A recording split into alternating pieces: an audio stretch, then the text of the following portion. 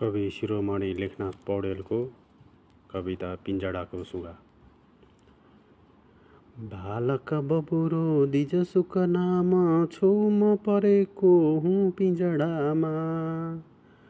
मकन हरे शिव शान्ति र छैन, सपना बिच पनि रति भर छैन। मेरा बन्धव बाबु र आमा बस्छन् बनका एक कुनामा। कोसँग पोखु मनको ताप, गर्दै पिंजडाबाट बिलाप। आँसु बगाई कहिले रुन्छु, कहिले मुर्दा तुल्य म हुन्छु। कहिले पागल सरी उफ्रन्छु, केवल बनका सुख सम्झन्छु। फलफुल खाई नित्य रमाई, वनमा फिर्ने बबुरोलाई। विधिले पार्यो पिंजडाभित्र, कर्म हरे शिव हुन्छ विचित्र। वरिपरि बैरीहरू छन् सारा, छैन कतैतिर कोही सहारा। के गरौँ कसरी उम्की जाऊँ, कोसँग मनको दर्द बिसाऊँ।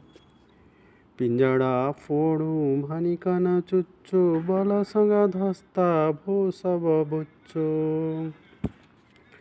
बेसरी कुजिए पछ्येर पाऊ, कसरी अब हाकाल बिताऊँ।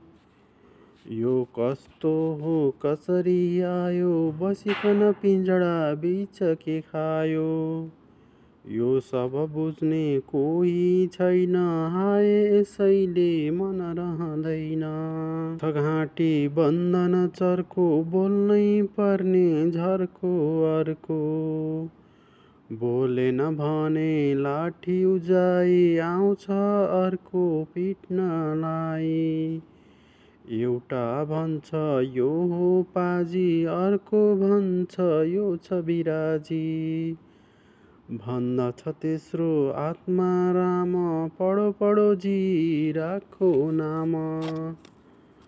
गुणको बैरी मनुष्य जाति, शुष्क गराई गुणीका छाती।